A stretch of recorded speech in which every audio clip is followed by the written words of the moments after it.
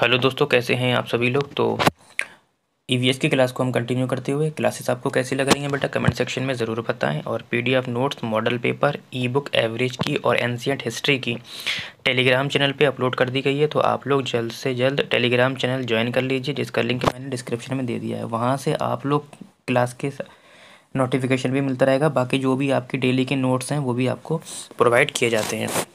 फ़िलहाल हम बिना देरी से क्लास को शुरू करते हैं। लास्ट में अपना स्कोर ज़रूर बताएं, और अगर आपको क्लासेस अच्छी लग रही हैं तो आप लोग शेयर ज़रूर करें। क्वेश्चन नंबर 31 कहता है कि हमारे देश में एक ऐसा राज्य है जहां के लोग नारियल और टेपियोका को अपने घर के आंगन में उगाते हैं और इन दोनों का उपयोग करके अपना स्वादिष्ट भोजन तैयार करते हैं। ये राज्य कौन सा है। कहते हैं कर्नाटक है बेटा, केरल है आपका, तमिलनाडु है या तेलंगाना है। ठीक है बेटा, तो आपको बताना है कि कहाँ पर नारियल के साथ टेपियोका, यानी कि हर सब्जी में नारियल का इस्तेमाल किया जाता है। तो बेटा कहाँ पे किया जाता है नारियल के साथ टेपियोका का इस्तेमाल? केरल में किया जाता है। ठीक है। क्वेश्चन नंबर 32 कहता है कि एक शहरी परिवेश में कोई सब्जी बेचने वाला अपने उत्पाद को लंबे समय तक नहीं रख सकता। ठीक है, और इस कारण तुरंत ही उसे कम दामों में बेचने का निर्णय कर लेता है। ऑप्शन दे रखे हैं। वे सूचना प्राप्त निर्णय लेने के लिए शिक्षित नहीं है। वो शिक्षित नहीं है इसलिए वो जल्दी से सब्जी भेज देता है, यानी उसके पास कोई और जुगाड़ नहीं है सही करने की उसे।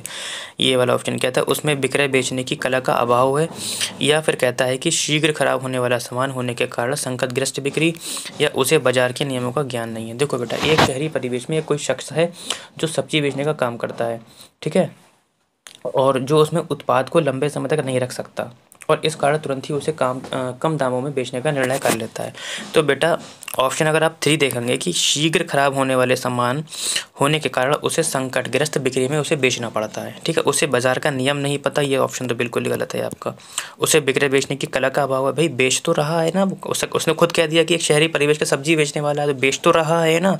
वे सूचना प्राप्त निर्णय से शिक्षित नहीं है, ऐसा भी नहीं है बेटा। क्वेश्चन नंबर 3 कहता है आपका कि निम्न में से किन पक्षियों की चोंच में छानने की प्रणाली होती है। तो ये मैं पहले भी करा चुका हूँ आप लोगों को। ये वाला क्वेश्चन कहता है फ्लेमिंगो हंसावर की होती है, या रॉबिन यूरोपीय छोटा चिड़िया की होती है, गौरैया की होती है, या मैकाओ या लंबी पूंछ का तोता। तो बेटा मैं आपको बता दूं कि छानने की प्रणाली आपकी फ्लेमिंगो हंसावर में पाई जाती है। ठीक है। चौथा क्वेश्चन कहता है कि उस जोड़े की पहचान कीजिए जो कीड़ों के लार्वा के उदाहरण है। कहता है इल्ली एवं भृंग, सूड़ी एवं मक्खियाँ, भृंग एवं मक्खियाँ, सूड़ी एवं इल्ली। तो जो लार्वा के उदाहरण है वो है आपकी सूड़ी और है आपकी इल्ली। ठीक है। 35 क्वेश्चन कहता है कि सांपों के संदर्भ में सही कथन चुनिए। कहता है हमारे देश में केवल 4 तरह के जहरीले सांप पाए जाते हैं। ये ऑप्शन आपका बिल्कुल ठीक है बेटा। हमारे देश में केवल 4 प्रकार के जहरीले सांप पाए जाते हैं। तो वो बेटा वो कौन कौन से हो जाते हैं? नंबर 1 हो जाता है नाग, करैत, आफाई और दुबैया। ये 4 प्रकार के जहरीले सांप पाए जाते हैं हमारे देश में। कहता है जाग कोबरा। बेटा जाग नहीं होगा, यहाँ पे नाग होगा। नाग कोबरा जहरीले सांपों का एक प्रकार है। बिल्कुल बेटा ये आपका ठीक है। कहता है कि जहरीले सांप के 4 खोखले दांत पाए जाते हैं। यही आपका ऑप्शन गलत है बेटा। 4 खोखले दांत नहीं पाए जाते हैं। कितने पाए जाते हैं? 2 खोखले दांत पाए जाते हैं। कितने पाए जाते हैं? 2 खोखले दांत पाए जाते हैं। ठीक है। आगे कहता है जब सांप किसी व्यक्ति को, यहाँ से लेना बिल्कुल ठीक है, जब सांप किसी व्यक्ति के काटता है तो जहर इन खोखले दांतों से उसके शरीर में पहुंचा देता है। तो यहाँ से यहाँ तक की लाइन तो ठीक है, लेकिन ये 4 वाली लाइन गलत हो गई, यानी कि ऑप्शन नंबर 3 जिस ऑप्शन में होगा वो गलत होगा। देखो 3 इसमें है, 3 इसमें है, एक ही ऑप्शन बचता है 4। चौथा वाला भी ऑप्शन फिलहाल हम पढ़ेंगे। कहता है कि सांप के जहर की दवाई, यहाँ पे थोड़ा सा मिसप्रिंट है, सांप के जहर की दवाई सांप के जहर से ही बनाई जाती है। बिल्कुल ये भी ऑप्शन ठीक है। ठीक, तो आपको पता चल गया, स्क्रीनशॉट आप लोग ले सकते हैं। बेटा क्वेश्चन नंबर 36 कहता है कि निम्नलिखित कथनों पर विचार कीजिए। कहता है कि जिराफ की गर्दन लंबी होती है। बिल्कुल बेटा जिराफ की गर्दन लंबी होती है, और जिराफ की गर्दन ऊंचे पेड़ पत्तियों को खाने के लिए अनुकूलित हो जाती है। बिल्कुल अनुकूलित हो जाती है, क्योंकि क्या था कई सालों पहले इनकी गर्दन ऊंची नहीं थी। ठीक है, हल्के हल्के क्या हुआ, ये ऊंची होने लगी जैसे कि उचक उचक के खाने लगे। तो 1 और 2 दोनों ठीक होंगे आपके। ऑप्शन नंबर सी हो जाएगा। बेटा क्वेश्चन कहता है कि क्वेश्चन नंबर 37 कि एक शिक्षक छात्रों को किसी विषय पर अपने विचार व्यक्त करने के लिए प्रोत्साहित करता है। इस प्रकार शिक्षक क्या चाहता है?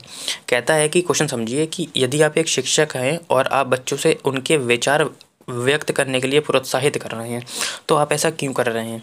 कहता है छात्रों को अन्वेषणात्मक बनाने के लिए, छात्रों को अर्थपूर्ण और विचारशील बनाने के लिए, समय बिताने के लिए या कक्षा में शोर मचाने के लिए। देखो, अगर मैं या आप टीचर हैं और आप बच्चों से कह रहे हैं कि आप अपने विचार व्यक्त कीजिए मेरे सामने, तो बच्चा शोर मचाने के लिए थोड़ी ना कह रहे हो आप लोग, ना ही समय को बिताने के लिए कह रहे हो। छात्रों को अर्थपूर्ण और विचारशील बनाने के लिए, ठीक है, और छात्रों को अन्वेषणात्मक। अब दोनों में से कन्फ्यूज़न हो गया कि सर अब कौन सा लगा। तो मैंने आपको बताया था बेटा कि CTET में एक से ज़्यादा ऑप्शन ठीक होते हैं, उनमें से हमें उन्हीं ऑप्शन का चयन करना है जो दूसरे से ज़्यादा बेहतर होगा।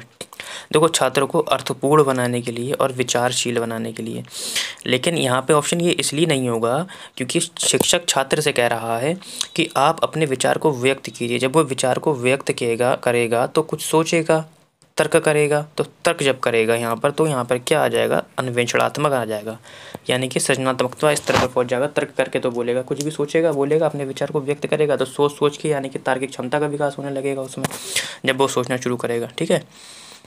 क्वेश्चन नंबर 38 कहता है कि ऑनलाइन कक्षाओं की अवधि में एक EVS शिक्षिका दृष्टिबाधित विद्यार्थी का कैसे शिक्षण करेगी? अब बताइए, यदि एक ऑनलाइन कक्षा चल रही है और आप एक उसके शिक्षक हैं, तो आप जो दृष्टिबाधित बच्चे को पढ़ा रहे हैं उनके लिए शिक्षण कैसे करेंगे? कहता है आभास में सदेश साझा करेंगे। बिल्कुल बेटा, आभास में हम क्या करेंगे? सदेश को साझा करेंगे। ऑप्शन ठीक है आपका। कहता है ढेर सारी मौखिक व्याख्या का उपयोग करेंगे। बिल्कुल बेटा, व्याख्या इसलिए करेंगे क्योंकि वो दृष्टिबाधित है ना, तो ढेर सारी व्याख्या तो आपको करनी पड़ेगी। लेकिन अगर हाँ नॉर्मल क्वेश्चन होता, व्याख्या शब्द आ जाता, तो आप उसे काट देते, मैंने आपको बताया था। ठीक है, तो क्योंकि बच्चा दृष्टिबाधित है तो व्याख्या तो करनी ही पड़ेगी। सहपाठी के द्वारा व्याख्या करवानी पड़ेगी। बिल्कुल, सहपाठी के द्वारा भी करवानी पड़ेगी। ठोस अनुभवों का उपयोग करवाएंगे। बिल्कुल। अब आप कहेंगे सर ऑनलाइन में कैसे करवाएंगे? बेटा वो सब प्रोवाइड की जाती हैं आपको, उसी के घर में मिलेंगी। ठीक है, तो ठोस अनुभवों का भी उपयोग करना ठीक रहेगा। यानी कि चारों ऑप्शन आपके ठीक है मेरे हिसाब से। बाकी अगर आपको इसमें डाउट है तो आप लोग मुझे कमेंट सेक्शन में बता सकते हैं कि इसका आंसर क्या होगा। आज का सेकंड लास्ट क्वेश्चन कहता है कि श्रवण बाधित बच्चों की शैक्षिक आवश्यकता। श्रवण में यानी कि जो सुनने में असमर्थ हैं, आवश्यकताओं के प्रबंध के लिए शिक्षिका को ऑनलाइन शिक्षण में रूपांतरण करना चाहिए। तो किस किस में रूपांतरण करना चाहिए? यानी कि वो ऑनलाइन पढ़ा रही है, अब उसे सोचा कि यार सुनने में परेशानी है, तो किस किस चीज़ में रूपांतरण करना चाहिए। कहता है ऑनलाइन कक्षा के दौरान विशेष शिक्षक की सहायता लेंगी। भाई विशेष की ले लो या आप खुद पढ़ा लो, आपको विशेष से कोई मतलब होना नहीं चाहिए, क्योंकि विशेष आएगा वो थोड़े ना पढ़ाएगा। आप क्या करोगे अगर दूसरा शिक्षक आएगा? आप क्यों जॉब कर रहे हो? आपको ही सोचना है ना, आपको ही निदान करना है, आपको ही उपचार करना है ना। तो आप प्रिंसिपल से बोलेंगे जाके, आपको ही सब कुछ करना है। मैंने बताया था केवल शब्द आ जाए आप काट दीजिए।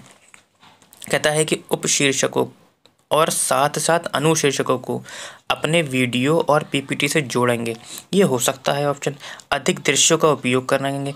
बिल्कुल, ये भी ठीक है आपका, ये भी ठीक है। लेकिन यहाँ पे केवल दृश्य वाली चीज़ें आ रही है और यहाँ पे दृश्य श्रव्य दोनों आ रही हैं, तो इससे बेहतर ये वाला हो गया ऑप्शन नंबर C।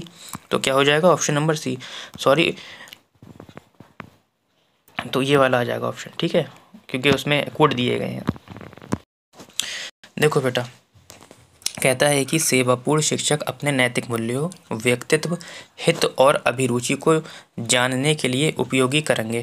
कहता है रचनात्मक आकलन उपकरणों का, योगात्मक आकलन उपकरणों का, स्व आकलन उपकरणों का, या बेटा रचनात्मक और योगात्मक आकलन उपकरणों का। अब यहाँ पे बच्चे की बात नहीं हो रही। सेवापूर्व जो शिक्षक है बेटा, अपने नैतिक मूल्यों और व्यक्तित्व, हित और अभिरुचि को जानने के लिए बेटा वो स्वयं का आकलन अगर करेंगे तो ज़्यादा बेहतर रहेगा। तो ऑप्शन क्या हो जाएगा? स्वयं आकलन उपकरणों का करेंगे, तभी अच्छा रहेगा ये। ठीक है, तो आज के लिए बेटा इतना ही। क्लास आपको कैसी लगी, और अगर अच्छी लगी हो तो लाइक, सब्सक्राइब और शेयर ज़रूर करें अपने दोस्तों में।